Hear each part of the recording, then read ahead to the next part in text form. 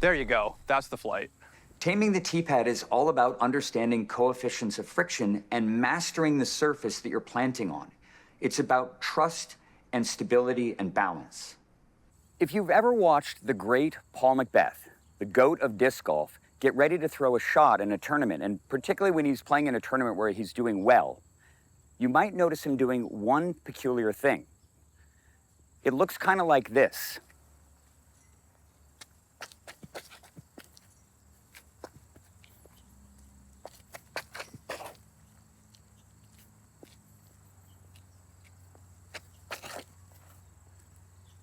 It looks kind of like that. That's my best impersonation of it, at least.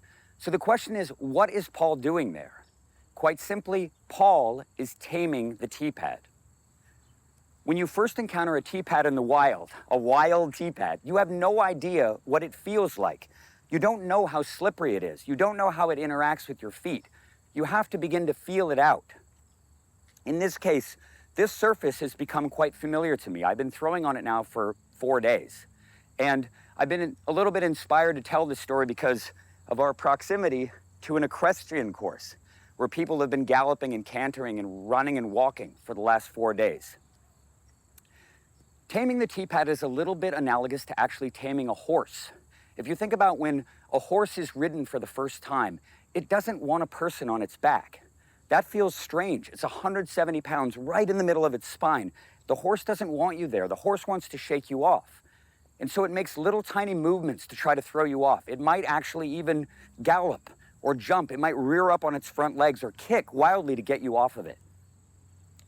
And the tee pad will be exactly the same way if you are not familiar with it, if you haven't tamed it.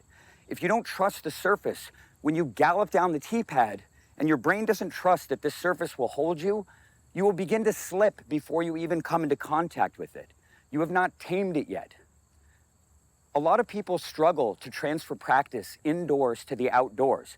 They tame the surface that they practice on, whether it's turf or it's concrete or it's maybe some dirt in their backyard or some grass. Very quickly, their brain acclimates to that surface and it's tamed. And once they've tamed the surface, they can move with confidence and authority on it. But a brand new tee pad is like an untamed horse.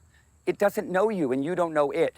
So as soon as you start to exert energy onto it, the tee pad's going to try to buck you off. It's going to try to throw you off and you won't be able to produce any energy through the ground. You will have no stability, no trust or balance. It will try to dislodge you. And of course, if you're trying to do a hard, athletic, powerful thing on an unstable surface, your brain won't let you do it. To master this sport and to master the techniques of the method, starting with the standstill and gradually adding momentum until you can blast the disc 500 feet, you must learn to tame the tee pad. Train on the surface. Take some practice strides on it. Feel around for where the friction is and where the friction isn't. Not every tee pad is the same. Some of them will have divots in weird places. On this particular surface, this is very smooth.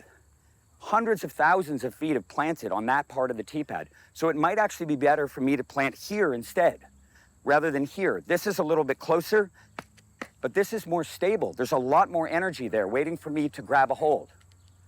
And all we're doing is just harnessing energy off the ground, so you just need to be stable. With practice, you can actually throw on almost any surface as long as you take the time to just get a little bit familiar with it. So when I first encountered this surface, it was like a slip and slide to me. I could not trust it. I had not tamed it. It felt like a bucking bronco. When I went down it, I was just all over the place. But I've learned its structure. I've learned its contours. I've learned where the friction is. I have tamed this tee pad, and now I can throw, or at least sequence, with beautiful biomechanics. I can lock eyes with the camera and throw full power shots on it because I have tamed this surface.